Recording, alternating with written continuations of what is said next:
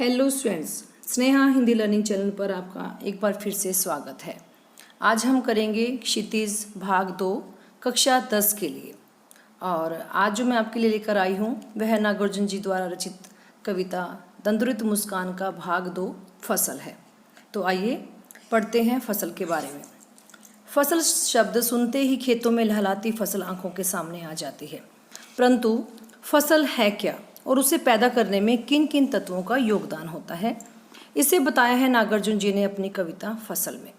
कविता यह भी रेखांकित करती है कि प्रकृति और मनुष्य के सहयोग से ही सृजन संभव है। बोलचाल की भाषा की गति और लय कविता को और भी प्रभावशाली बनाती है। तो आइए पठन पाठन करते हैं कविता फसल का। एक के नहीं, दो के नहीं, ढेर सारी नदियों के पानी का जादू है।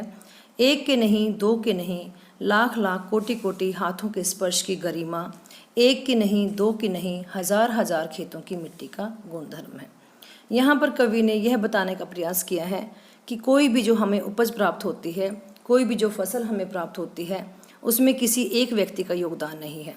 किसी भी प्रकार का परिणाम लेने के लिए, किसी भी प्रकार की फसल लेने के लिए उसमें अनेकों अनेकों करोड़ों लोगों का योगदान होता है।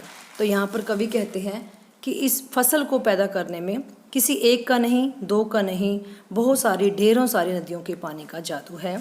इसमें किसी एक का नहीं, दो का नहीं, किन्हीं एक दो हाथों का स्पर्श नहीं है। इसमें लाखों करोड़ों किसानों की स्पर्श की गरिमा है, स्पर्श का परिणाम है, जिसके कारण आज हमें फसल इस रूप में प्राप्त हुई है। इसमें किसी एक की नहीं, दो की नहीं, हजार हजार खेतों की मिट्टी का गुणधर्म है। किसी एक मिट्टी ने मिलकर फसल को तैयार नहीं किया है। यह फसल तो हजारों हजारों खेतों की मिट्टी के गुणधर्म के कारण हमें मिली है। आगे कवि कहते हैं, फसल क्या है और तो कुछ नहीं है वह, नदियों के पानी का जादू है वह, हाथों के स्पर्श की महिमा है। भूरी काली संदली मिट्टी का गुणधर्म है, रूपांतर है सूरज की किरणों का, सिमटा हुआ संकोच है हवा की थिरकन का।